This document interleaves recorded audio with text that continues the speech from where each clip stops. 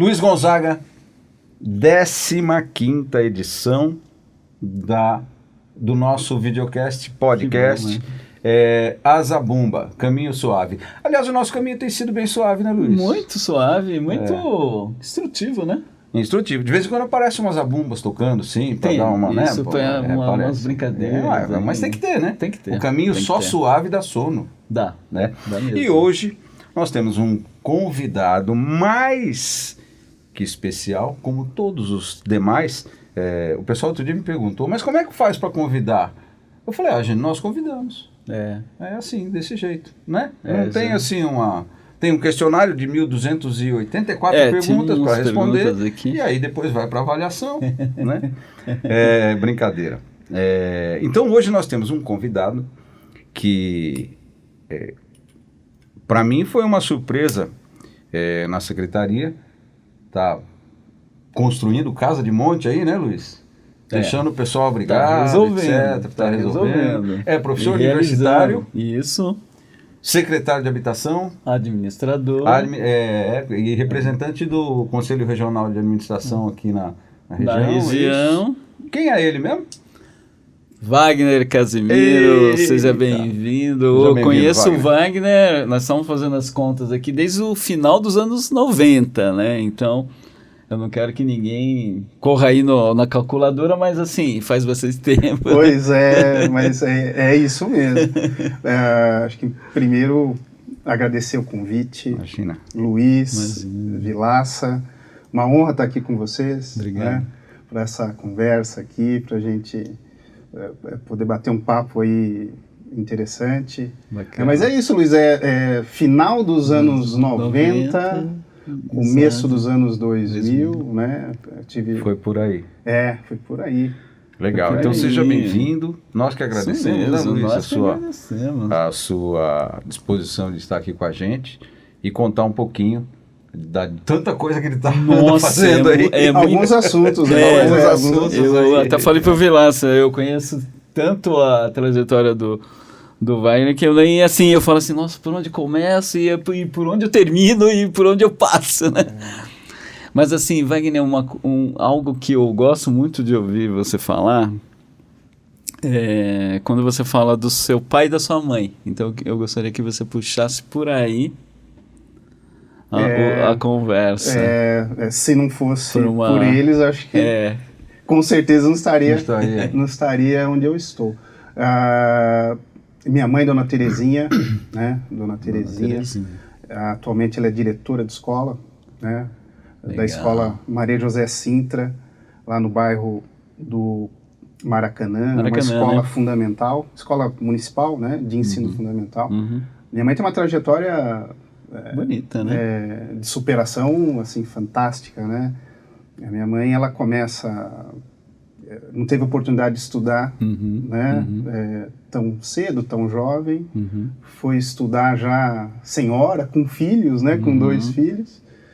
Então, na verdade, ela vai buscar esse processo de aprendizado, de se preparar, de se qualificar, já com a gente, estudando junto com ela, né? Fazendo faculdade. Que legal. Eu me recordo de estar em algumas faxinas com ela. Minha mãe começa como faxineira, né? Vai estudar pedagogia, especialização, mestre em educação, concursada e atualmente professora e diretora nessa escola. Nessa escola. Trabalhando ainda. Nós não vamos contar para ela, mas que idade ela tem? Minha mãe é de 1954. 54, ela é 10, 54, minha mãe é de 59, tem 69. Eu não queria falar assim, né? Assim tão numericamente. Com essa precisão aí, eu estava guardando. Dona Terezinha? Não foi ele que falou, viu? Dona Terezinha, Fui eu que falei, Dona Terezinha. E o papai é o Benedito Rocha da Silva. Meu pai é também uma história bacana, também impressionante. Pai, né? Meu pai é atualmente aposentado, mas tratorista. Meu pai é tratorista. Me recordo de observar ele fazer... O tratorista, se você for observar, ele constrói o progresso. Claro. Né? Abre aí possibilidades de vias, Sim. faz manutenção, conservação, reparos. Me recordo meu pai tá fazendo resgate à noite de estradas aí de terra Carro atolado, e tal, assim. carros atolados. Atolado e tal. E acordando de madrugada para fazer esse trabalho. Meu pai também trabalhou na prefeitura de Atibaia, né? Um bom tempo, atualmente está aposentado. E tem um irmão. Eu tenho que falar da família, então, já que vocês citaram. Fica à vontade. E o meu irmão mais novo, mais jovem, né? Mais novo do que eu. Nós somos em 2. Eu sou o filho mais velho e o primeiro neto da família. Sim. E o meu irmão é o caçula, né? Em casa, o meu irmão ele é da rede de varejo, né? Especialista de varejo. Meu irmão teve aqui em Atibaia, por exemplo, todo aquele processo de início do barateiro. Mesmo, barateiro. Foi importante esse um marco importante, porque era uma rede, né? Grupo Pão de Açúcar, né? Depois a rede foi fazendo as suas modelagens, atualizando aí o formato, né, do supermercado. E meu irmão, ele trilha esse caminho, né, de distribuição, alimentos, rede de varejo. E são 3 personagens aí fundamentais, né, para minha caminhada aí, né, para minha motivação, são a família exemplar, né, uma família. Seu irmão não está em Atibaia mais? Meu irmão está em Limeira. Em Limeira. Em Limeira. Perto aqui. Está em Limeira. Ainda na mesma área. Tá na mesma área. Ele Legal. segue também nesse setor aí. E vocês são de Atibaia? Não. Eu sou de São Bernardo do Campo. Tá. É evidente que estou aqui há mais de 35 anos, né? Em Atibaia há mais de 35 anos, mas eu sou de São Bernardo do Campo. Entendi. Alguns parentes ainda lá, né? A parte do meu pai, mais do interior de São Paulo, Gália e tal. A parte da minha mãe é da Bahia, né? São Bernardo do Campo, Riacho Grande, né? Eu venho muito cedo para Atibaia, né? Venho menino ainda para Atibaia. Legal. Morei ali no bairro do Estoril, né? Rua Felipe Camarão, aquela rua ali que, para quem está entrando em Atibaia pela Fernão Dias, certo. é aquela rua bem ao lado da pista. Eu morei naquelas casas ali, morei naquelas casas ali. Então era na beira da estrada já. Na beira da estrada. Eu morei ali na beira da estrada, uma experiência fantástica ali, né? Em outros bairros também. Sim. Aí depois vim morar aqui no Jardim Alvinópolis, ali próximo ao aeroporto. Sim. Né? E atualmente estou no Jardim dos Pinheiros. Bacana, desde 2005 morando no Jardim dos Pinheiros, mas há 35 anos morando. Aliás, um belo bairro, né? Hoje um belo bairro. Pois é. Ali deu para ver que a infraestrutura foi completamente modificada em relação ao que existia. Ao que era nos anos 90. Né? Então, a partir dos anos 2000, a primeira metade dos anos 2000, ali o progresso chegou no bairro, né? Água encanada, a questão da pavimentação asfáltica, né? Agora o lago está mais bem organizado, né? Então, sim. Ali tá todo pintadinho, tem umas artes. Tá muito bonito. Ali está agradável, muito bonito de se viver. Muito bonito. Verdade. Wagner, você chega na prefeitura e você já vai direto para o RH? Ô Luiz, e aí eu estava falando da minha mãe, né, que a gente acompanhava a minha mãe em faxinas e tal, e muito novo, 13, 14 anos, acho que muita gente trabalhou lá também, que nós não tínhamos o que tem hoje, que é esses programas aí de integração, integração, né? empresa-escola e tal. Na época nós tínhamos aí a Casa do Pequeno Trabalhador de Atibaia, né? O Capeta, né? Capeta, pois é, da Dona Adelaide. Dona Adelaide, nossa, então, grande figura. Pois é, eu começo a questão do trabalho ali pela Capeta, uniformezinho e tal, né? A gente tinha uniforme, as preleções dela todos os sábados, né? Bacana. E eu trabalhei na Padaria Garça. Opa, que também é outro nome histórico de Atibaia, da economia. A principal padaria da cidade, lavava copos lá, e depois soube que a prefeitura iria abrir um concurso, aí acho que foi o primeiro concurso, para menor, que era mensageiro. Então você teria que ter menos de 18 anos. Então eu prestei esse concurso, demorou um pouquinho para chamar, e eu entro na prefeitura via concurso público de menor mensageiro. E vou trabalhar, e aí sim, vou trabalhar na área de recursos humanos. Recursos humanos, por aí que você... Que à época era Departamento de Recursos Humanos. Sim, não era secretaria, como veio a ser. E lá eu fazia arquivos, é o que o office boy da época fazia, era essa atividade aí E a prefeitura foi o meu primeiro registro, o primeiro registro na carteira azul, né? A carteira azul. Carteira azul. Então, a prefeitura foi o meu primeiro vínculo de trabalho, e aí, até para identificar localização, que é importante, ficava localizado ali onde na parte superior ali, onde é o asilo, né? Mesmo. Fica naquela esquina que hoje Então eu trabalhava onde hoje é a Casa dos Conselhos, atualmente. A Casa dos Conselhos. Mas que fica ali na parte superior da esquina ali do asilo. Sim, é verdade. E inclusive, o interessante é que eu ficava numa sala, né, fazendo arquivos. E aí, esse resgate histórico, você observa. Hoje, a questão do papel, né, a questão de prontuários físicos e tal, o avanço da tecnologia faz com que o formato seja diferente, né? Digitalizou, Tudo num outro formato.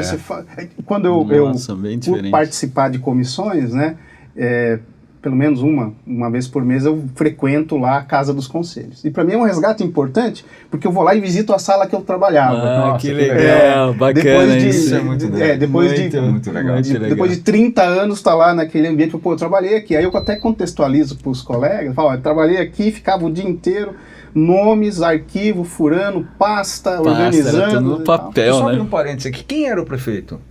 Só para a gente contextualizar. Eu pego ali o Cido Franco. Tá. Final do Cido Franco. Tive a oportunidade de acompanhar depois também o Pedro Maturana. Né, o prefeito Pedro Maturana. Foi o Pedro. Cido Franco, Pedro Maturana. Desculpa, Calegari também. Calegari, né? Cido Franco, Calegari, Pedro Maturana. Os mandatos do Beto Tricoli, né? Do Beto, sim. Até aí eu estava nesse contexto. Nesse contexto da prefeitura. Da prefeitura. Legal. Então, começo no Recursos Humanos, e aí depois o concurso de mensageiro vem a fase do Exército, né? Que eu entro com menos, e a fase do Exército, um ciclo no Exército, e depois quando eu volto tem um outro concurso. Aí você tem que fazer um outro concurso na seleção pública também, e aí eu fiz para escriturário. Entendi. Né? E também na área de recursos humanos, lá eu tive a oportunidade de atuar em folha de pagamento, desenvolvimento pessoal, e cheguei a ser, durante um período, diretor de recursos humanos, um bom período diretor de recursos RH. Na época era um departamento, não era uma secretaria, fui também diretor de recursos humanos por um bom período, e aí, nessa sequência, eu migro para a questão do setor privado durante um período. Né? Seguindo essa evolução histórica, eu passo a me interessar por questões acadêmicas também, né? Porque eu disse para vocês que tem a questão lá da Dona Adelaide, Capeta e tudo mais. Sim. E na medida em que os concursos foram aparecendo, você precisa se qualificar, terminar ensino médio, né? Que na época era o terceiro colegial. Terceiro colegial, verdade. Termina a 8ª série, depois termina aí o terceiro colegial. Isso mesmo. E faculdade, né? Aí nesse ciclo que eu estou, recursos humanos e aprendendo na prática, a gente vê a necessidade de ter conhecimento e base teórica também. Né? Agora, você vê como é importante, ele falou do Capeta, como é importante um início bem feito, né? O estímulo. Essa base, né? Você dá uma mexida, dá uma chacoalhada, o cara fica ali esperto para um monte de coisa e começa a querer andar. É um grande estímulo, porque tudo bem que a organização que era feita, você fala hoje, puxa, eu costumo dizer que a gente não pode olhar o passado com os olhos de hoje. Então, diferente. Esses primeiros estímulos, a questão do emprego, do trabalho, valorizar aí o que você tinha de renda, né? As experiências aí de convívio no ambiente de trabalho, fantásticas, sabe? Fantásticas, e aí essa ênfase que você colocou aí lá atrás, né? E aí a necessidade do aprimoramento, do polimento profissional que a academia, as faculdades, as universidades vão te proporcionar. Vão te fazer. Mesmo, é isso mesmo. podendo ter perfil de autodidata ou não, mas uma organização de ensino através de sistema, né, sistema de ensino, eu entendo que é o caminho talvez mais adequado. E aí eu fui tentar, nessa caminhada eu fui tentar aí a gente também às vezes sonha mais do que a realidade pode proporcionar. E aí eu falei assim, vou fazer FUVEST, vou fazer, eu gostava muito de história, gosto ainda, eu vou fazer o vestibular de história, e fiz o vestibular de história. Consegui passar na nota de corte, passei bem inclusive, mas depois vem a outra fase, as demais fases que são provas escritas, e eu falei, não estava preparado. Mas fui para a segunda fase. E aí eu entendi que, vou tentar também o que eu já tenho interesse. Você já vinha praticando também, e que né? gosto, E que você gosto muito disso. Fui fazer administração. Fiz administração, estudei na Universidade de São Francisco, Bragança Paulista. Né? Depois fui para a Uninove também fazer pós-graduações, né? Em áreas de economia, em áreas de contabilidade, né? Finanças, gestão financeira. E foi nesse período que eu falei, talvez com alguma desenvoltura, o conhecimento que existia a FATEC, em Bragança Paulista, né? Em Bragança Paulista, já estava com alguma base de conhecimento. Falei, vou fazer concurso, né? Acompanhei editais, fiz concursos e comecei a trabalhar na FATEC. Né? E aí em Bragança? Em Bragança Paulista. Até observando o que a minha mãe tinha passado, o exemplo dela como professora, né? Claro. E na sequência como diretora de escola, eu falei, poxa, que interessante, né? E a família sempre apoiando, né? Começo nessas atividades também de docência, né? Em economia, em fontes de financiamento, em finanças internacionais, né? E aí uma passagem para mim muito importante na FATEC, né? Porque eu, além de docente, eu também tive a oportunidade de ser diretor da FATEC, diretor da área administrativa, né? A FATEC na época possuía 3 direções, né? Uma diretoria acadêmica, uma de unidade e uma administrativa. Então eu cumulava as ações de docência, né? Para turmas do curso de gestão financeira, gestão da tecnologia da informação, depois gestão empresarial também no curso EAD, e cumulava com a diretoria administrativa. Bacana, né? A gestão, a experiência boa, né? importante do ponto de vista da gestão no campo, a gestão da administração, né? No campo da educação, do ensino, né? Acadêmico, que é uma outra realidade, é uma outra comunidade. Muito diferente. Toda essa logística de você adequar e montar biblioteca, laboratórios de informática, segurança, vigilância patrimonial desarmada, toda a infraestrutura. E em Bragança a gente participa da inauguração do novo prédio, né, em 2014. A FATEC funcionava numa escola municipal, infantil, né, no bairro Enedina Cortez, depois vai para o bairro Uberaba e inaugura a estrutura que hoje existe. Que hoje existe, que abriga mais de 1.000 alunos, de mais de 21 cidades da região de Bragança, inclusive de Atibaia, em 2014. Então esse processo todo de equipar com mobília, você participou de tudo isso. Eu tive a oportunidade de trabalhar, né? De reivindicar o orçamento no Estado, né? Para a realização. FATEC é Estado. A FATEC ela é vinculada à Secretaria de Desenvolvimento e Tecnologia do Estado.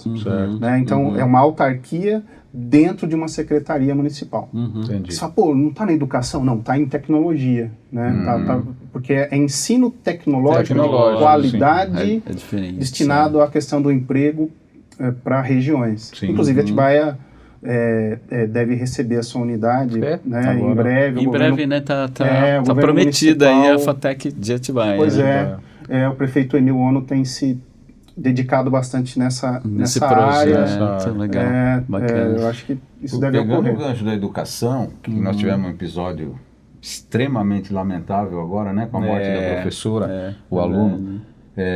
Quando você estava falando da sua mãe, me veio isso aí, eu estava pensando que a escola municipal que ela está hoje é uma escola primária. Ensino fundamental. Ensino fundamental, que é até a nossa 8ª série, é isso, antiga? É por aí. Até a quarta. Até um pouco antes, Quarto, quinto ano. Que é justamente a fase que eu acho que é o embrião, o fundamento, o fundamento chão. mesmo, fundamental. E olha o que está acontecendo hoje, justamente nessa... O menino tinha 13 anos, porque atacou a professora e matou. Pois é uma gente, pena muito grande. Professor né, todo mundo no mundo teve professor. Quem não passou na mão do professor? Figura importantíssima na vida né? da E olha gente, como é que... né? É triste isso. Uma triste, ocorrência triste, lamentável. Triste. Infeliz. E a gente volta na história da educação. Precisa do quê? De educação. Sempre. Aí você fala, o menino nasceu pobre, o menino nasceu... Não interessa. Se tiver um caminho, o exemplo está aí. É verdade. A mãe dele. Ele... um caminho, teve oportunidade. Família, teve estrutura. A família era rica? Não era. Foi para cima. Né? Quis fazer, teve vontade, teve pessoas, com certeza. Você vai lembrar de inúmeras pessoas, eu lembro, você lembra, que te colocaram no caminho, professor, professora, né? E, no entanto, hoje... É isso mesmo. Essas figuras, essas personagens aí que estão no nosso entorno, que nos deixam exemplos, né? Acabam nos criando motivos para agir. Sim, então a nossa motivação vai em cima isso. Do nosso meio, Perfeito. Nossa cultura é formada ali, e a gente vai tentando evoluir, progredir, criar aí referências, trilhando esse caminho. Exemplar das pessoas que a gente observa no nosso entorno. E o interessante da questão do ensino, e o Vila, né, Luiz, coloca essa questão dessa ocorrência infeliz, duas situações aí, né, interessantes. Quando se discute Estado, Estado mínimo, máximo, educação tem que ter investimento. Segurança pública também. Né? Porque precisa cortar gastos, né? A gente escuta muito isso. Muito. E tem que cortar gastos. Claro, não pode gastar mais do que arrecada. Sim. Né? Não pode investir mais do que você tem de poder de investimento. Porém, existem áreas que não alcançaram ainda o mínimo adequado a ser ofertado para o conjunto da população. Esse acho que é um ponto. Um ponto importante. E a minha passagem na FATEC, atualmente eu estou afastado. Porque eu estou agora aqui como secretário de habitação. Então eu me afastei lá, né, um afastamento de governo. Pelo período que eu estiver aqui, exercendo a atividade de secretário, né, eu recebi o convite do prefeito Emil Ono em 2021, né, uma grande honra estar como secretário e uma grande responsabilidade. A questão do ensino e colocando a questão da educação de nível superior, que gera emprego, entre outras possibilidades para o que é interessado, para mim, além, e eu acho que talvez esse exemplo familiar, que você colocou mais cedo, Vila, é assim, né? Eu tenho lá professor, vou ministrar aula de economia, sou concursado, estou lá ministrando uma aula de economia. Além de colocar o conteúdo programático, as referências bibliográficas básicas, complementares, o docente precisa ter preocupação de gerar reflexão no aluno, dúvida, para diversas questões sem dúvida que nenhuma nos afetam no nosso dia a dia. Questões transversais. Exatamente. Né? Está dando aula de economia, mas tem um monte de coisa acontecendo junto. Sim, porque sem dúvida. Imagine o docente está lá, no meu caso, estou lá, preparo a minha aula, começo uma aula com 20 minutos de exposição sobre um conceito, depois eu coloco um vídeo alusivo ao tema abordado durante a aula, termino com uma atividade avaliativa, corrijo essa atividade, está tudo certo. Né? Dentro do método, né? Só que isso, por si só, não é o suficiente. Né? O aluno tem que sair da sala de aula com uma reflexão sobre a aplicabilidade de tudo que foi apresentado para ele, como dúvida, que ele vai utilizar isso no dia a dia, no trabalho, né? Claro. Por que ele precisa saber do liberalismo econômico, do livre mercado, da livre concorrência, né, do Adam Smith, do Davi Ricardo, do Keynes, do Alfred Marshall? Por que ele precisa saber dessas por que ele precisa estudar o John Maynard Keynes? Por que ele precisa entender um pouco do Karl Marx no outro campo? Exatamente. O que isso influencia na vida dele na prática? Que é o que a gente observa esses polos hoje de debate na sociedade. Né? Eu sou desse campo, eu sou inclinado para outro campo, eu sou progressista, eu sou liberal, conservador.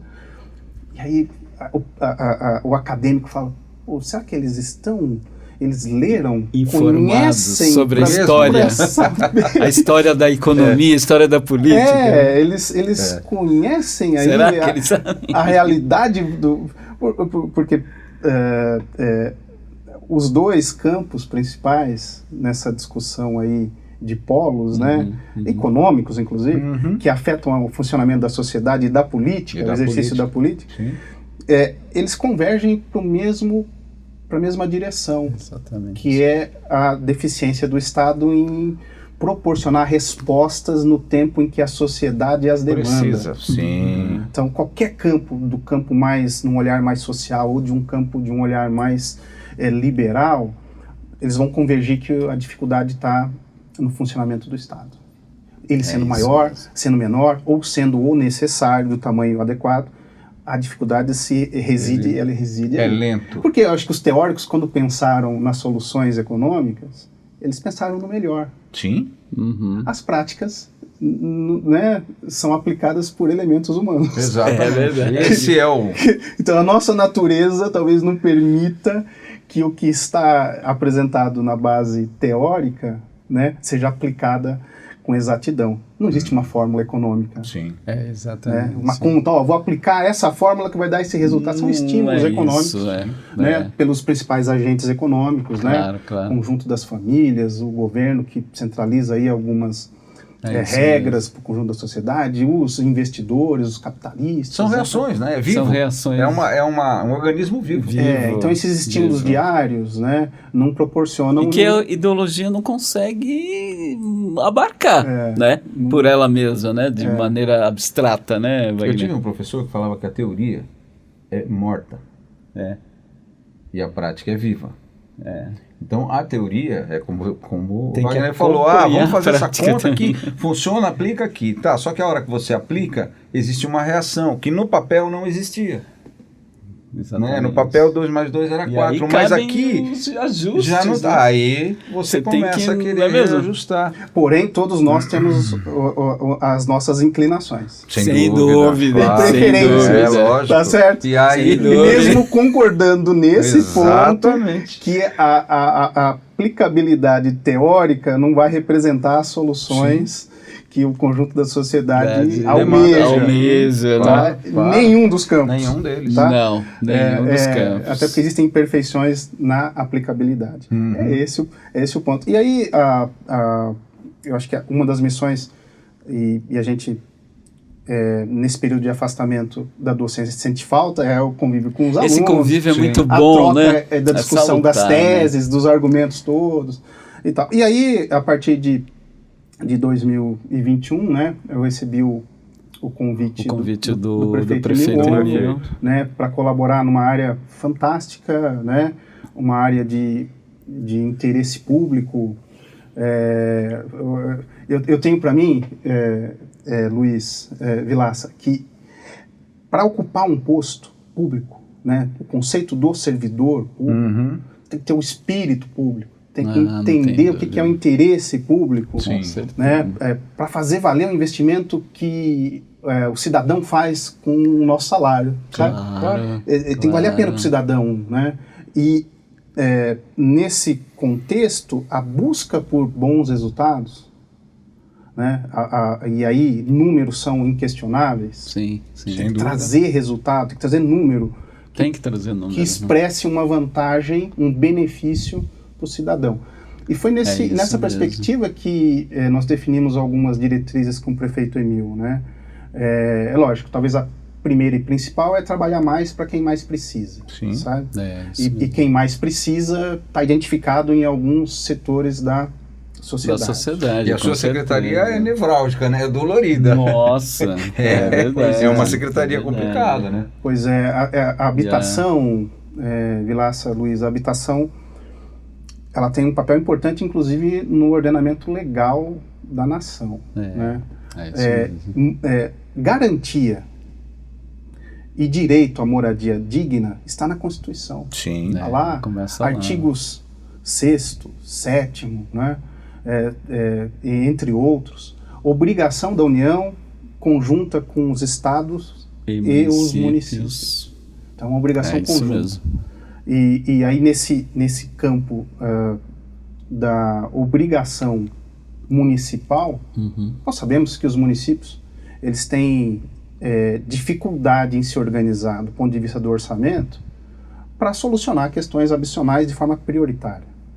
Se faz parcerias, né? Então você faz convênios, parcerias com o governo do estado e com o governo federal, programas, você vai acessando programas, mesmo sabendo que no estado de São Paulo, que é um estado bem organizado, que destina parte do ICMS para questões habitacionais, né? Mesmo assim o investimento não é o adequado. Não é o que... A demanda é muito maior. E o importante é a imposição, Luiz, de legislações. Também. Era uma realidade em 1989, com a Constituição Federal. Estamos colocando aqui de forma expressa, né? O direito à moradia. Ponto final, né? Ponto. Tá. Mas como realizar isso? Essa é a teoria. Essa é a teoria. Cadê a prática? Aí a legislação, ela vai... de acordo com a demanda apresentada, de acordo com que a sociedade se organiza para constituir influência em legisladores e nos executivos para aplicar as leis, Sim. se observa que em 89 nós temos a Constituição, que expressa aí o direito à moradia digna. Em 2001, o Estatuto das Cidades. E o Estatuto das Cidades... Marco importante, um marco importantíssimo, importante, Luiz, porque ele disciplina, ele coloca lá, olha... municípios acima de 20 mil habitantes precisam regular aí o seu solo, a sua terra, tem que ter parcelamento, código, né? Ordenamento, né? Isso tem a ver com ordenamento do solo. E esses códigos todos estão lá inseridos no plano diretor, que é uma obrigação estabelecida, né, pelo Estatuto da Cidade. E aí, um marco temporal importante para a gente também, quando trata de solo, trata de ajustes, regularizações, formalidades, é a legislação, a 13.465 de 2017, Lei Federal, 2017. Que também disciplina a questão de solo, regularizações e essa questão de imposição federal para que os municípios se organizem nessa pauta. E o que nós temos, né? O Vila falou de casas e tal. A gente costuma denominar de unidades habitacionais, né? A tentativa de ofertar para a sociedade que não tem acesso ou que tem um ônus excessivo com aluguel, algumas oportunidades. Então, em maio de 2021, a prefeitura se organizou, cedeu um terreno para a CDHU, né, para a Companhia de Desenvolvimento Urbano do Estado de São Paulo, para que ela construísse. Então, existem projetos, né, uma área importante da cidade, ali no Jardim Colonial, né, com 51 mil metros quadrados, o prefeito Emil cede essa área. Então é uma parceria, o prefeito cede o terreno e o CDHU Estado constrói, através do Estado, é isso? Exatamente. Esse no modelo da parceria com o Estado, viu? Então, o município, entre outras obrigações, né, o município tem que dar diversos suportes para aprovação de projetos também. E infraestrutura também é da municipal? Municipal. Então, o município precisa se organizar, porque não é só a área. O entorno da área tem que ofertar essa infraestrutura. Você tem que ter ferramentas públicas à disposição dessas áreas. Então, elas têm que estar em núcleos urbanos que possuam condições de trafegabilidade, de energia elétrica, rede de esgoto, de água. Sim, tudo isso. Né? Todas não estão inseridas aí em áreas de preservação permanente, áreas de risco. Então existe um critério e o município ele avançou nessa construção de banco de terras. Você só consegue construir uma unidade se você tem um banco de terras legalmente, né, e adequada para essa destinação. Né? Então, 2021, em maio, houve essa transferência de área para o Estado, né? O projeto para 243 unidades habitacionais. Que legal. O projeto vai avançando. Evidentemente que agora novas tratativas, porque é um novo governo, né? Certo. E esse projeto está em que fase agora, Wagner? Esse projeto ele já foi aprovado em GRAPROAB, que é um grupo de aprovação de projetos do Estado de São Paulo. Sim. Então, sobre os aspectos da aprovação, ele já foi... Ele avançou. Já avançou, foi definido. Na documentação. E agora ele está em fases de publicação de edital, contratação de empresa, né, de acordo com a disponibilidade financeira do Estado, para que se comece aí obras nesse sentido. Esse é um projeto. Existe um outro, né, também para novas unidades habitacionais, que é um projeto vinculado ao governo federal. Né? Nós tínhamos o Minha Casa Minha Vida.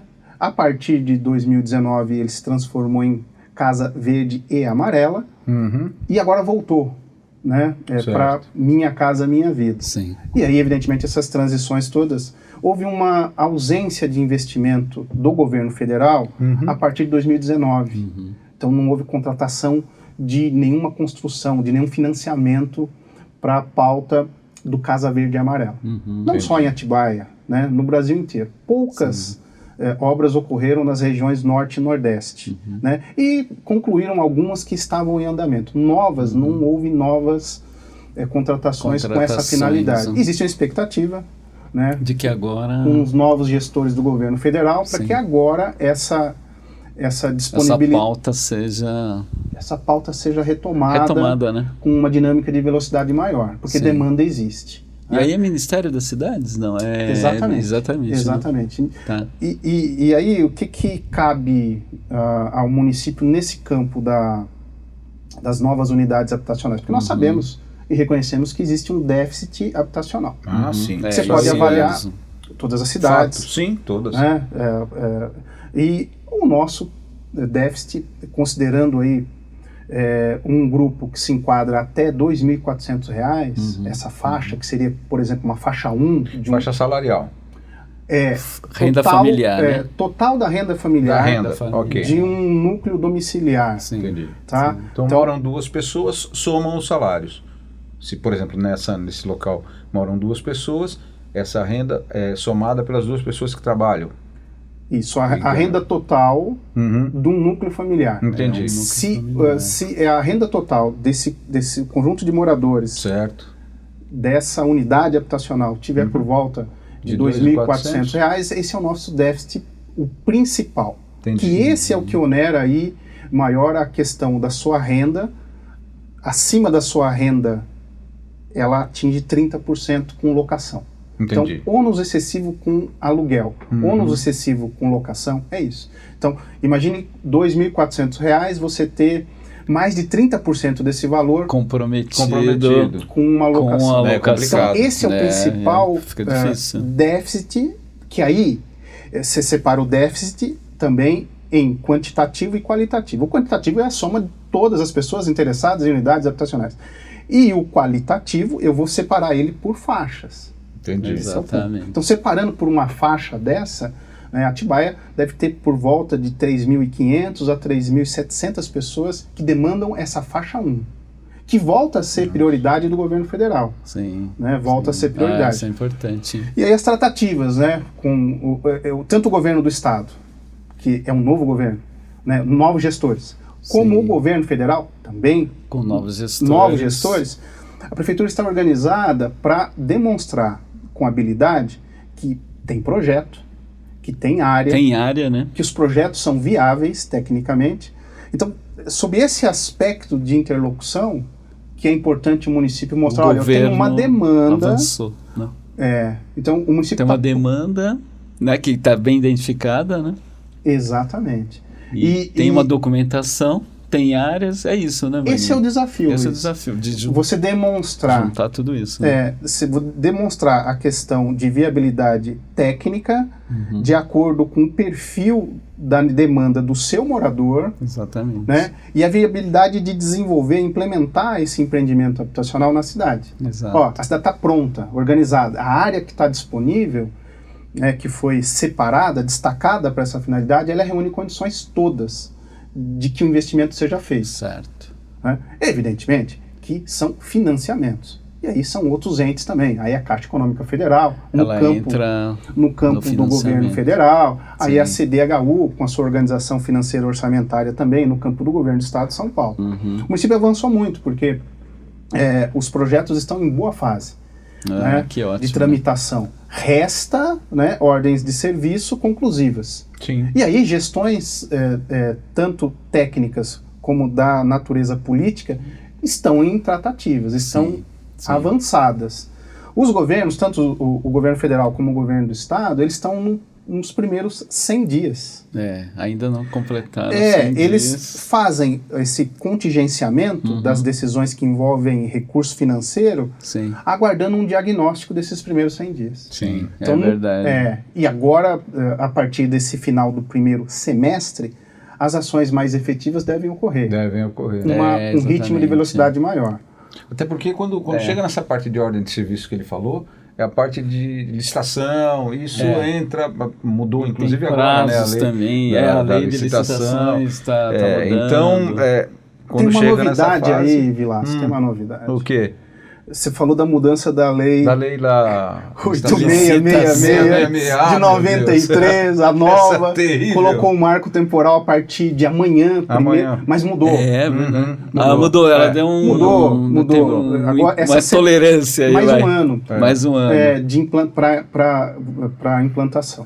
Então, essa novidade esse evento... Né? Houve um evento importante em Brasília essa semana, reunindo prefeitos do Brasil inteiro. A marcha de prefeitos, né? Pois é, e nesse evento foi anunciado que não vai entrar em aplicação a nova legislação com relação a compras, suprimentos. Abril de 2023 passa a ser... Dá um acréscimo de um ano aí, Luiz. Um fôlego aí, dá para respirar. Um fôlego de mais um ano aí para os municípios se organizarem para a transição. Mas Atibaia está bem, né? Está bem. A prefeitura está bem organizada na lei de licitações. Expediu decretos regulamentando. A prefeitura de Atibaia estava pronta. Está pronta para implantar. Exatamente. Na totalidade, né? O governo se organizou para implantar a nova legislação com relação a licitações. Agora vai ter que se ajustar. Se ajustar a novo prazo aí, né? A decisão dessa semana aqui, né, que ocorreu. E lá a questão não e eu tinha esse pensamento também antes de atuar, sabe? Não é só unidade habitacional. Tem um aluguel social. Não é. Né? Porque você de fora, eu tenho que viabilizar o atendimento de nova unidade habitacional, mas não é só isso. E tem a regularização, né, diária, né? Então você tem que regularizar... Tem muita diversidade. Né, Wagner? Você tem que regularizar quem já está numa casinha, mas aquela casinha está irregular. O que o Luiz colocou, né? São duas situações. Luiz tem a pessoa que precisa de um aluguel social para ela... passar por uma transição e quem sabe lá na frente chegar numa casinha. Chegar numa casinha. O que o Luiz colocou do aluguel social, ou a gente pode chamar de auxílio aluguel aqui, é um atendimento habitacional provisório, temporário. Sim. Que é um atendimento para reduzir déficit. Sem dúvida. Sim. De forma temporária você faz. Esse foi a nossa equipe lá na habitação. Que é boa, né? Excelente equipe. De concursados, né? Excelente equipe. O prefeito Emil ele nos autorizou a investir em treinamento, né, em capacitação técnica dos concursados e também dos comissionados.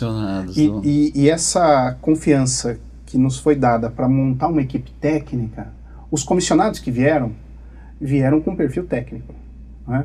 e mesmo assim passaram por treinamentos, inclusive de regularização fundiária, Sim. né, que é um ponto importante. Um dos primeiros diagnósticos, né, de 2021, quando nós ingressamos, foi essa questão do auxílio aluguel. A demanda que nos era apresentada por moradores, essa demanda espontânea, aquele que vai no balcão, né, era uma demanda, olha, com características de baixa renda, com vulnerabilidades diversas e com uma questão emergencial. Aí houve uma sensibilidade do governo no sentido de propor uma legislação. Então, em 2021, foi proposta uma legislação, a lei foi aprovada, e que entrou, é o aluguel social. É o auxílio aluguel. Auxílio aluguel. Que oferece R$400 por mês. Para quantas famílias? Atualmente são 65 famílias, né, tendo acesso a esse benefício.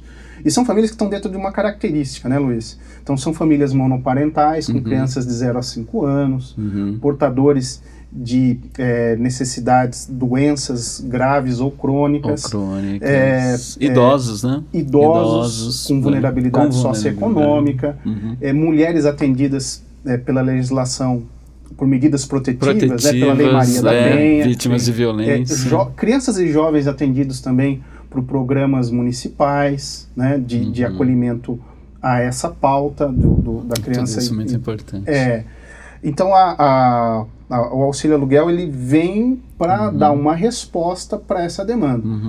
E o que se observa com relação a essas legislações é o quê? Para chegar num auxílio aluguel que é aplicado hoje aqui em Atibaia, né, nós fomos visitar algumas cidades que já trataram desse assunto e obtiveram êxito de uma forma... seus programas. De uma forma regular com relação a isso. Então nós visitamos a Secretaria de Habitação de Guarulhos, a Guarulhos também, né? A Secretaria de Habitação da cidade de São Paulo. Né? Ou seja, foram nas cidadezinhas pequenas. Nós fomos para quem tem... Exato. A estratégia foi essa. Para quem já realizou, já né? Você vai onde eles têm problemas que nós temos numa proporção muito maior. Que resposta eles deram para o assunto. Legal, e aí nós começamos a fazer diversas compilações, nós chegamos nessa legislação municipal do auxílio aluguel, que está em vigência. Imagina uma família com R$400 para uma locação, que é um complemento de um valor de locação. Sim, é verdade. Durante 6 meses, renovando por mais 6. E essa família passa, pelo menos é colocada à disposição, cursos de capacitação profissional, para que quando esse auxílio termine essa família tenha esteja inserida perspectiva, né, de no mercado de trabalho, para que possa estar produzindo, para que possa estar tendo uma renda e que não precise. O Vila falou mais cedo com relação ao mérito, você correr, Sim, que eu acho que é isso. Então, eu te dou peixe. Agora, até a semana que vem. Mas eu vou ensinar a pescar durante essa semana que eu estou te dando peixe. Você precisa ser autossuficiente, né? Quando eu tiver o peixe, você tem que aprender a... dentro da possibilidade. Porque existem situações... claro, sim. Tem situações que não tem como. E aí só uma observação. Né? Porque, infelizmente, um bom percentual desse grupo são famílias monoparentais no qual a mulher está sozinha com 2 ou 3 filhos. Exatamente. E aí você tem que ter a condição de proporcionar um trabalho que seja no ambiente familiar da casa. Também. Um perfil mais artesanal. Artesanato ele exatamente. Não dá para essa mulher ficar o dia inteiro fora, né? Ela tem os filhos ali, né? Depende disso. É um perfil, né? Cada caso é um caso. Não adianta, né? Essas individualidades todas dessa questão de problemática socioeconômica. E o Luiz comentou da regularização fundiária. Que é um longo capítulo também. De realizações, né, Wagner? Pois é. Você realizou bastante aí, né? Luiz, o que tem, e eu comentei com vocês, é que assim, quando você faz um planejamento com um bom nível de precisão, você tende a alcançar alguns resultados. Muita gente trabalhou para que se chegasse nesse resultado. Sem dúvida. Claro. Talvez o maior incentivador é o prefeito, é o Emil. Né? Então o prefeito Emil, quando foi colocado para ele, fala: prefeito, nós temos a regularização fundiária de interesse social, nós temos a regularização fundiária de interesse específico, nós temos um programa do Estado, né, que é o Cidade Legal, que existe uma parceria já há mais de 10 anos com o município, e essa parceria ela pode ser desenvolvida em alguns censos de organização que podem beneficiar com uma rapidez algumas famílias que estão em alguns núcleos informais clandestinos, que é possível conceder o título de propriedade. Então, dentro dessa estratégia, considerando que a cidade é grande e considerando que você tem diversos núcleos com áreas invadidas e clandestinas, o primeiro a ser atacado foi aquelas que a gente não observou a interposição do poder econômico, exercendo alguma influência na formatação daquele núcleo. Por exemplo, o que é isso? O que eu estou dizendo para vocês? Eu estou colocando para vocês assim de forma bem objetiva. Famílias que nas décadas de 90, final da década, segunda metade da década de 80 em diante, se consolidaram em núcleos em algumas regiões da cidade. Guaxinduva, Maracanã, Tanque, Caetetuba, Vila São José, Vila Santa Clara, que tem uma característica, uma condição. Todos se formaram ali na antiga estrada férrea, FEPASA, onde passava estações, as estações. Sim. Então, esses núcleos se consolidaram ali e não foi para aferir vantagem econômica. Não foi. Não foi, né? Então, eles foram se instalando, que a gente chama de ocupação espontânea, ali de acordo com a sua necessidade. E a legislação? E eu falei do avanço das legislações nesse campo. A legislação foi observando a realidade. Qual que é a realidade? Essas pessoas, essas famílias estão lá e não possuem documentação. E aí fica assim, a legislação vem, a Lei 13.465 de 2017, e ela estabelece, olha, para regularizar aqui, precisa ter algumas condições. Também, não pode ser área de risco. Outra, não pode ser área de preservação permanente. Eu não posso ter dano ambiental para regularizar isso aqui. Exatamente. São restrições fortes. Tem umas amarrações, além tem questões urbanísticas, nós temos questões de mobilidade, temos questões de infraestrutura de entorno. Tem que ter uma escola, tem que ter um posto de saúde, tem que ter um comércio, supermercado, você tem que ter ônibus passando. Então você tem que ter características para que você se enquadre na lei e possa realizar uma regularização fundiária. E aí houve um esforço do governo para que a gente avançasse alguns núcleos que já estavam identificados. Então, o primeiro foi o núcleo do Guaxinduva. Que avançou. Na sequência, Vila São José, Vila Santa Clara. Então, já foram beneficiadas 492 famílias na regularização. É um número, muito expressivo. Né? Do interesse social, essa é uma realização inédita. Então, o atual que governo o município que proporcionou. Nunca tinha feito. Né? De interesse social, não. Sim. Então, regularização fundiária de interesse social, que se você se enquadra aí em famílias que não recebem acima de 5 salários mínimos, né? E em áreas invadidas, consolidadas há décadas. Por isso que uma crítica que a gente sempre faz, quem opera esse sistema, né? Poxa, mas por que deixou acontecer isso? Por que foi, né? As décadas foram passando e ninguém fez nada, né? Aquela pergunta que todo mundo faz. Ninguém fez nada, ficou todo mundo olhando. Todo mundo olhando só. Né? Porque nas reuniões de governo, quando se discute essa pauta de regularização, a primeira coisa a ser discutida é o quê? Não deixa com que isso continue ocorrendo. Exatamente. Congela. Não autorizem, fiscalizem. Não deixa invadir, mas isso também é impossível também de evitar, né? Só que isso é o olhar atual. O olhar atual. O olhar atual, você está olhando o passado com o olhar de hoje. Está errado. Lá, décadas de 80 e 90, os municípios não possuíam uma estrutura de fiscalização atuante, nem legislações. Sim. Então é uma outra realidade. Sim. Hoje está diferente. A partir de 2017 que você citou. Hoje, e aí, Luiz, qual é uma tendência? A tendência é que os municípios se organizem para fazer fiscalizações utilizando tecnologia. Sim. Satélites satélite. vão te dar imagens sobre movimentações do território da cidade. Sim. Em cima dessas movimentações, que podem estar ocorrendo em áreas de risco, em áreas de preservação permanente, em áreas que envolvam aí questões ambientais, o município, por imagem, né, vai detectar essas ocorrências e vai fazer as fiscalizações preventivas. Claro. E as interposições aí de ações, de multas, enfim. Sim.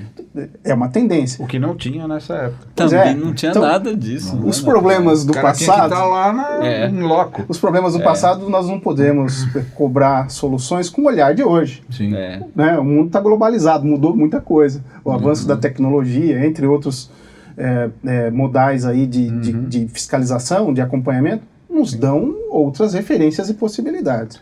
Então, nessa questão da regularização, além das 492 títulos de propriedade, que nós temos mais de 1.000 lotes também em andamento. Né? Então, nós temos aí o tanque, né? Nós dividimos o tanque lá em 3 núcleos, né? Em 3 trechos, o tanque central, o tanque 3 pistas, né? E o tanque norte, porque a extensão é muito extensa. É grande ali. É grande. Observe o seguinte, Luiz, né? Fernão Dias, sentido Bragança. Quando você olha para o seu lado esquerdo, 3 pistas até a fronteira com Bragança. É um percurso, né? São grande. 8 quilômetros ali, para você dividir. Então, uma área muito extensa foi dividida em trechos. 2 regularizações estão em fase bem avançada. Essa do tanque, né? E a do Maracanã, que são as 2 próximas aí que devem ser concluídas. Aliás, Atibaia é grande pra caramba, né? Muito grande município. A gente fica no núcleo aqui. A gente fica na bolha, né? Sim. Como a gente estava falando antes. Eu conheci, quando eu estive na secretaria que a gente fazia festa em bairros afastados, cara... no Laranjal. Assim, é uma outra realidade. E Atibaia. Atibaia. Tem certeza que nós vamos fazer a festa em Atibaia ainda? É Atibaia. Ainda é grande, né? É que assim, grande. A gente pensa Atibaia aqui, né? Ou ali no Estoril, no Luanda, mas tem uma área rural enorme ainda, né? Imagina o nosso caro editor levantou aquela placa dos 50 minutos. Eu vi. E pela segunda vez. O nosso Carrasco. Tá ajudando da gente. Ele. Poxa vida. Marcelinho judia da gente. Mas tem coisa pra perguntar aí. Então, mas esse jogo ele conclui só isso aí. Esse jogo não vai pra prorrogação? Vai ter que ter um... Não tem pênalti. Não tem pênalti. Cadê o pênalti? Precisamos marcar uma prorrogação urgentemente. Urgente, verdade. Sabe só um detalhe, Luiz? Você estava falando de regularização, talvez para encaminhar aí a conclusão, que eu acho assim, né? A gente gosta do que faz. E quando a gente vê esse resultado com uma família, na regularização, por exemplo, né, numa família que tem a garantia jurídica de receber um título de propriedade, do lar, do seu lar, que ele convive com a sua família, e sabe que vai deixar esse bem para os herdeiros, e sabe que pode ampliar a construção, pode fazer uma reforma, pode vender, pode alugar legalmente. Porque hoje eles têm a posse, eles não têm o direito. Quando você entrega o título, eles têm... Faz uma diferença na vida da pessoa. Faz toda a diferença. Nossa, é incrível. E participar desse momento da vida deles... Gratificante, né, Wagner? Fantástico. Fantástico. Eu converso com ele e falo, vi as carinhas no Cinetá, né, naquele evento da entrega. A gente pede permissão, é muito bonito. Vocês estão permitindo para que a gente participe desse momento fantástico da vida de vocês. Que é a conquista de um sonho, né? De um sonho, moradia, casa própria. Agora a casa é minha, né? A da minha família, né? Isso se você faz pesquisa, eu acho que a primeira, salvo engano, mas se for engano bem pequeno, a primeira questão que a pessoa fala, o que mais você quer? O cara fala, queria ter a minha casinha.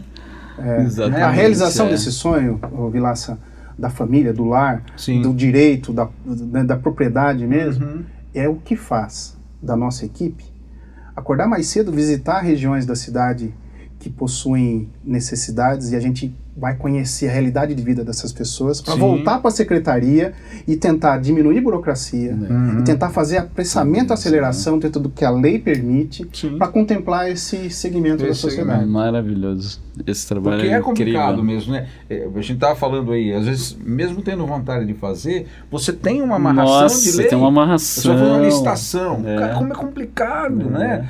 Não é chegar lá e falar, traz aí que eu pago, tá aqui o dinheiro. É complicado, você se amarra.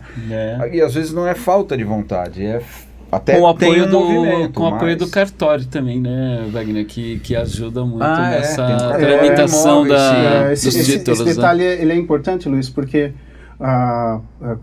mais cedo quando eu falei que muita gente trabalhou para chegar nesse momento, você inclui aí o cartório de registro de imóveis e anexos da comarca. Sim, além do programa Cidade Legal. Então você tem muita gente, muitos técnicos, uma interação, né, atuando para você fazer uma entrega de um lote, de um título, de uma escritura. É verdade. É uma coisa complexa. Diga, Luiz, tem uma coisa que eu ia entrar,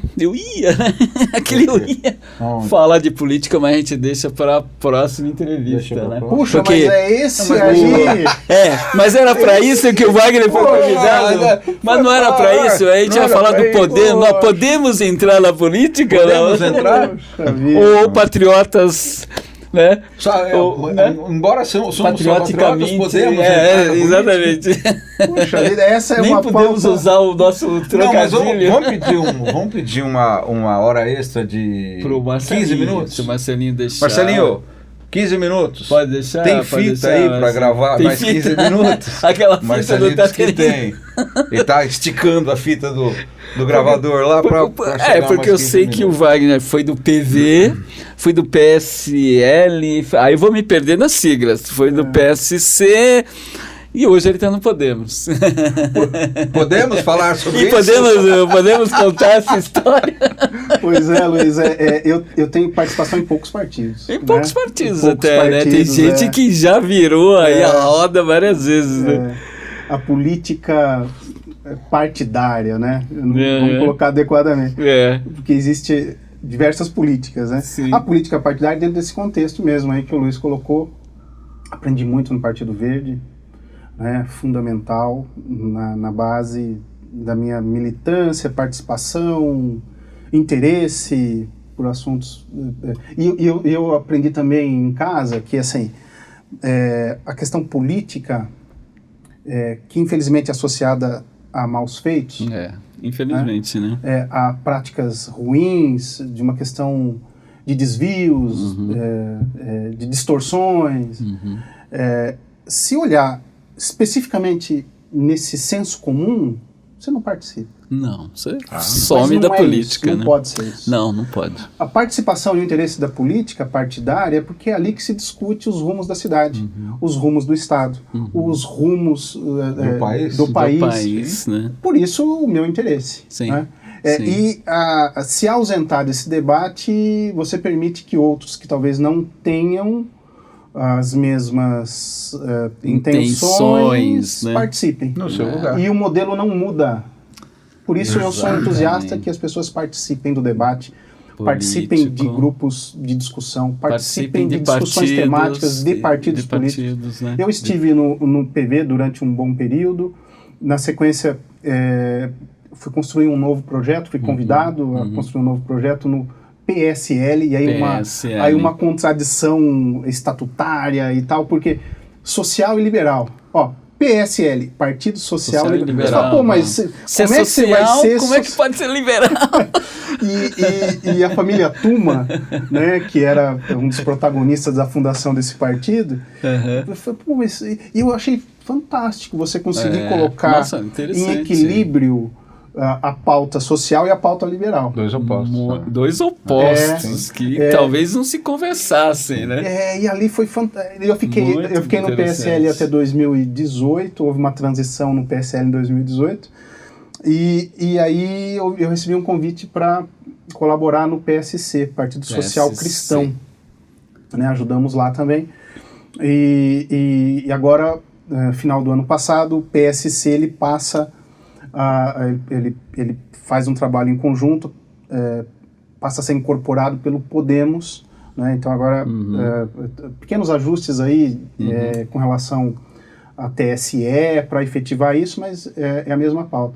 Eu sempre tive uma militância, Luiz, na parte política, Vilaça, com relação a processos legislativos, tenho uma experiência na Câmara, trabalhei na Câmara, ajudei em processo de eleição de vereadores, né? Então, assim, desde as eleições de 2008, a gente coordena grupos políticos, partidários, candidaturas, né?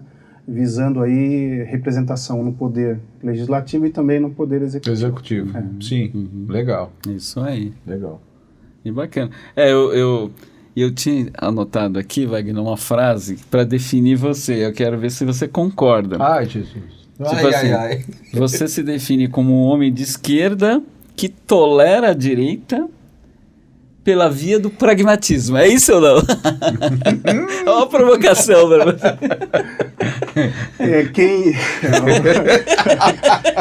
O Wagner deu uma respirada assim pra ver. Eu bato em quem aqui, né? Não batendo na gente, tá bom. A gente é menor que ele, não pode. Ele é forte. Não pode. Sabe como é que eu observo? Você é muito habilidoso, Luiz, e preciso, né, nas suas considerações. A origem que eu tenho não me permite ser um radical de nenhum campo. É verdade. Até porque eu acredito que os extremos são perigosíssimos. Sim, exatamente. Então eu não sou, né, talvez seja um radical de centro. Radical de centro é uma boa definição. Eu gostaria também dessa definição para mim. Mas aí, Luiz, o que acontece? A origem, evidentemente, é de esquerda. Com certeza. A origem de esquerda, a formação, a base teórica de direita. Sim. Certo? Sim. Na economia. Economia o liberalismo de mercado, econômico, né? O mercado, os agentes econômicos todos, o funcionamento do modelo capitalista, né? Essa é uma outra realidade. Aí entra o pragmatismo. O pragmatismo, né? Com certeza. O que eu posso fazer dentro disso? Não pode tapar o olho para as questões sociais. É verdade. Tá para quem tá na rua. Exatamente. Vai na rua. É a parte prática. Vai nas regiões, vai na região oeste da cidade. Vai lá. Né? Vai em trechos da região norte da cidade. Vai lá. Porque se ficar restrito à região leste, onde estão instalados o centro comercial e o centro financeiro, outra realidade. Outra realidade, tá certo? Totalmente diferente. Quem circula vai encontrar demandas. É verdade. Que a pauta social progressista de esquerda oferece alternativas de solução. Não podemos esquecer do campo da direita também, que o investimento, a meritocracia, a livre concorrência, a livre... O mercado se autorregulando, pequena interposição do Estado com regras. Dos governos. Faz sentido. Faz sentido. Desculpa, faz sentido. Faz sentido. Então, Luiz, você definiu muito bem, tem a questão pragmática, porque o agente público e o agente político, ele tem que focar em resultado. Tem que ser pragmático no campo da atuação política para chegar a resultados que beneficiem a população. É isso. Maravilha, Wagner. Eu só tenho que agradecer o Wagner. Wagner, obrigado. Eu sabia que essa entrevista ia ser muito fácil. Né? Aliás, Luiz, nós estamos formados já, hein, meu? Nós só estamos convidando gente craque. É aula. Precisamos pedir os diplomas para eles depois. Depois o certificado, né? Estamos aprendendo de participação. Né? Obrigado, Wagner. Obrigado mesmo. Da participação, do esclarecimento. Tem uma câmera aqui na sua frente. Se quiser falar alguma coisa com relação à secretaria, você fique completamente à vontade. Aliás, eu esqueci de falar no começo, nós não temos problema com ninguém, né, Luiz? Convida pessoas de vários. Com certeza. Né? O que a gente quer aqui é mostrar a pessoa em si, como a pessoa a história, o que ela faz, independente de partido, a gente não tem esse ranço, né? Esse negócio aqui. Então fique completamente à vontade, fale aí pro seu público, e já de antemão nós agradecemos a sua presença. Marcelinho, que está lá do outro lado esticando a fita, tá aí, ó, Marcelo, estica mais um pouco, tá chegando. O pessoal tá falando demais. Acho que são só duas coisas aí. Duas coisas. Primeiro, dar os parabéns. Obrigado.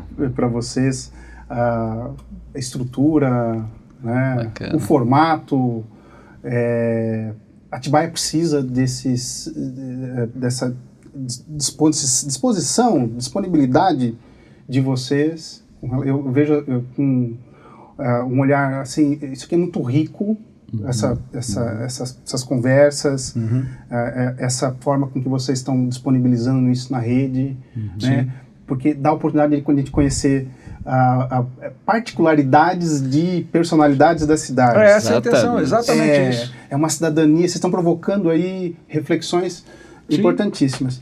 E a outra é agradecer, né? Honrado pelo convite. Nem sei se eu tenho tamanho para estar aqui, né, Luiz? Ele é forte, ele é forte. Quando me convidou, eu falei, Luiz, mas será? O Vilaça, eu? Isso aí. Não sei se eu tenho tanto a dizer, né? Mas agradecer, honrado por estar aqui. E você estar sempre à disposição para conversar, esclarecer algum ponto. A gente que também tem que prestar contas, Sim, né? Como a gente público tem que prestar contas também, então eu vou estar sempre à disposição para dar publicidade no que está sendo feito, no que está precisando ser feito. Sim, nós também estamos aqui à disposição. E agradecer. Se precisar fazer um esclarecimento, enfim, alguma coisa que seja pertinente ao interesse público, né? Com certeza. Fique à vontade, nós estamos aqui de braços abertos. Sempre. Fique à vontade, a casa é sua. Adorei, muito obrigado. Nós que agradecemos. Valeu. Obrigado, Wagner. Valeu.